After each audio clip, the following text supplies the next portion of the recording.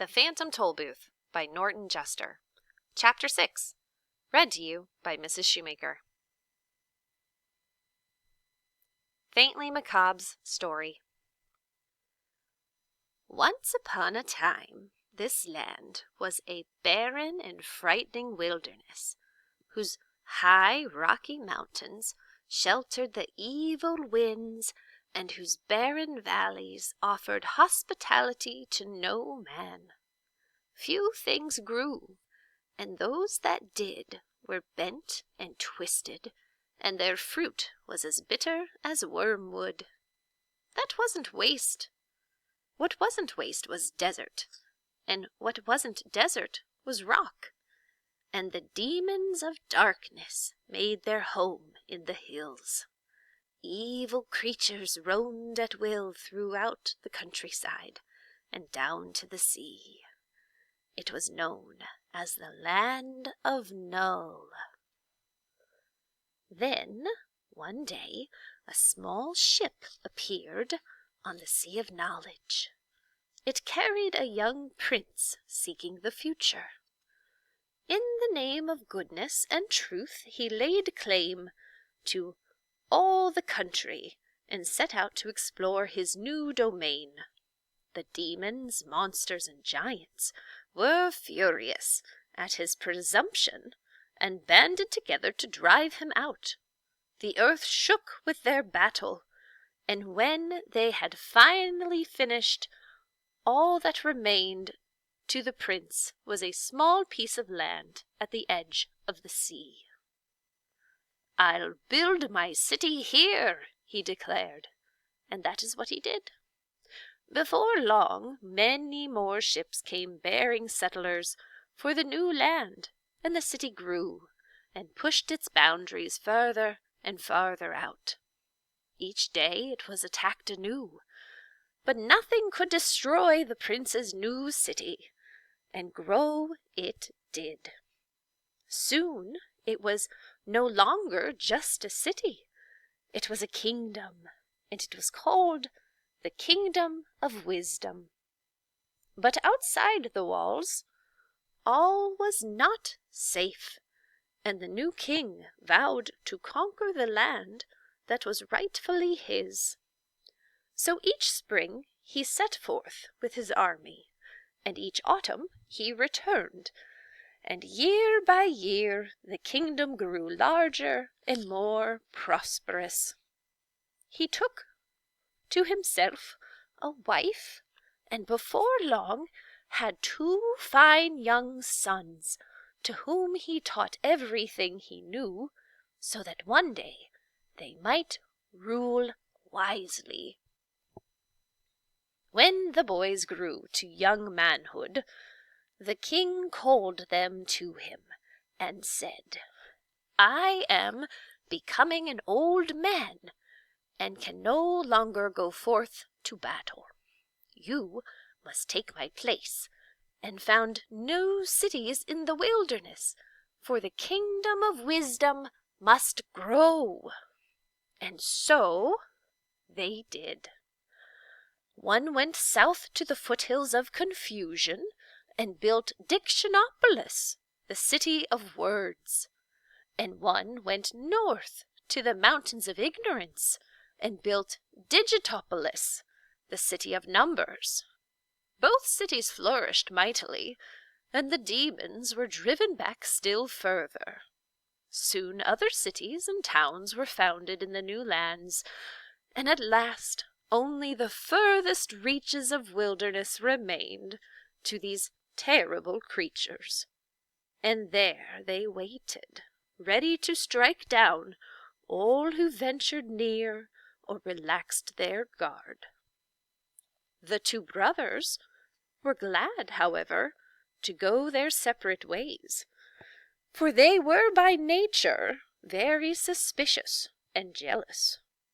Each one tried to outdo the other, and they worked so hard and diligently at it that before long their cities rivaled even wisdom in size and grandeur.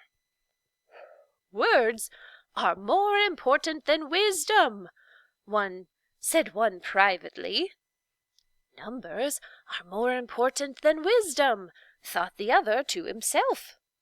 And they grew to dislike each other more and more.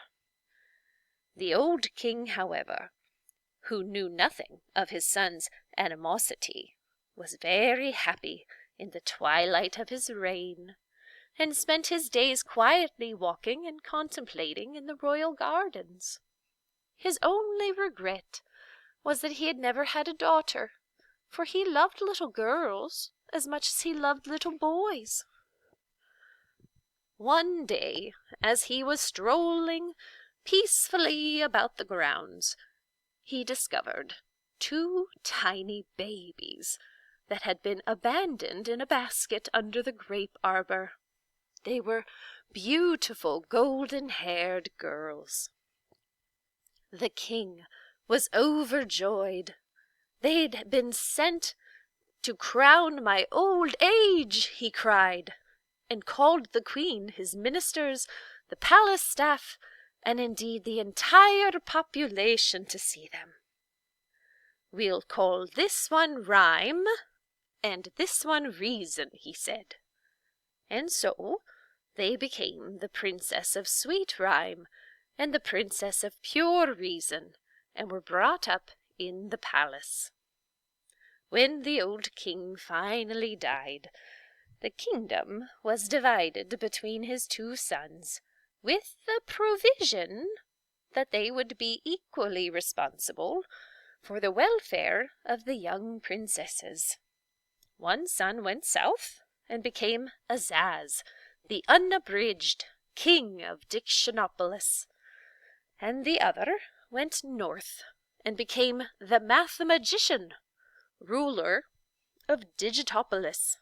And true to their words, they both provided for the little girls, who continued to live in wisdom.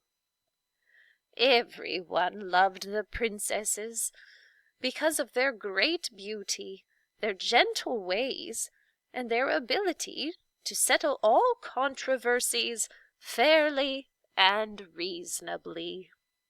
People with problems or grievances or arguments came from all over the land to seek advice, and even the 2 brothers, who by this time were fighting continuously, often called upon them to help decide matters of state.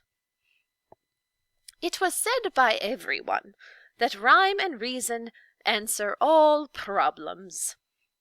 As the years passed, the 2 brothers grew further and further apart, and their separate kingdoms became richer and grander. Their disputes, however, became more and more difficult to reconcile. But always with patience and love, the princesses set things right. Then, one day, they had the most terrible quarrel of all. King Azaz insisted that words were far more significant than numbers, and hence his kingdom was truly the greater, and the Mathemagician claimed that numbers were much more important than words, and hence his kingdom was supreme. They discussed and debated and raved and ranted until they were on the verge of blows, when it was decided to submit the question to arbitration by the princesses. After days of careful consideration, in which all the evidence was weighed and all the witnesses heard, they made their decision. Words and numbers are of equal value, for in the cloak of knowledge one is warp and the other woof. It is no more important to count the sands than it is to name the stars. Therefore, let both kingdoms live in peace.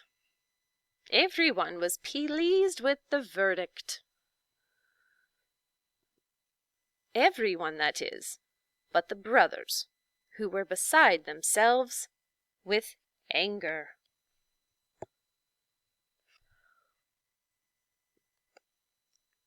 "What good are these girls if they cannot settle an argument in someone's favor?" they growled, since both were more interested in their own advantage than in the truth.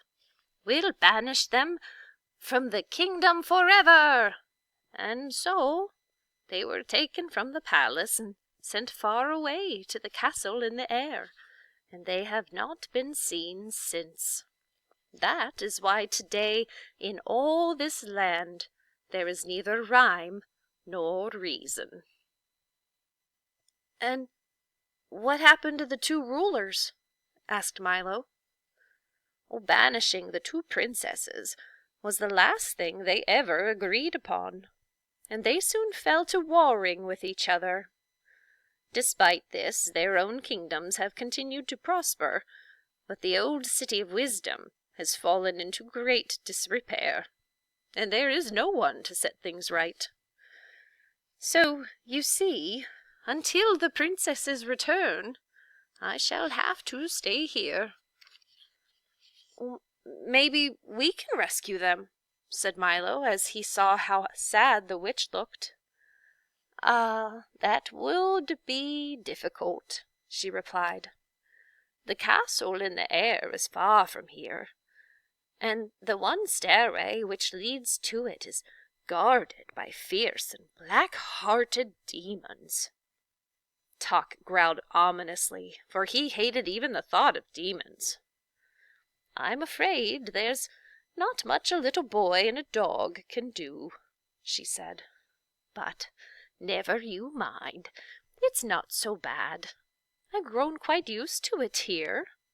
But you must be going, or else you'll have wasted the whole day."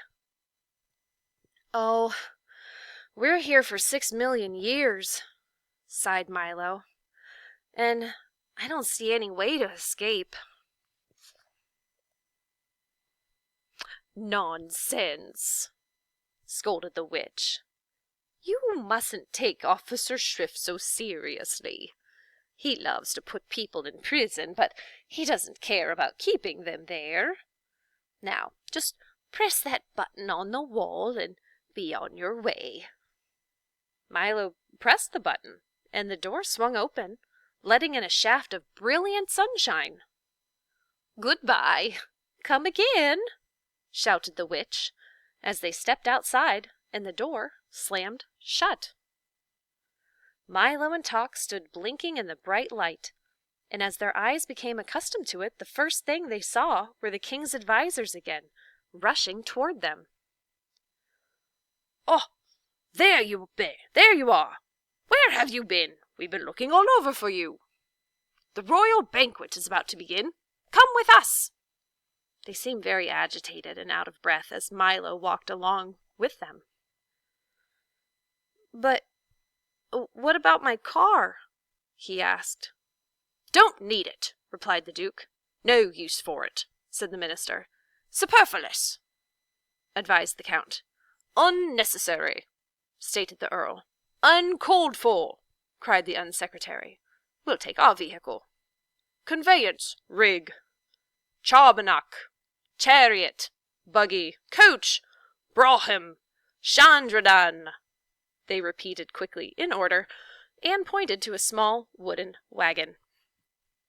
"Oh dear, all those words again," thought Milo, as he climbed into the wagon with Talk and the cabinet members. "How are you going to make it move? It doesn't have a—" "Oh, be very quiet," advised the Duke, "for it goes without saying." And sure enough, as soon as they were all quite still, it began to move quickly through the streets, and in a very short time they arrived at the royal palace.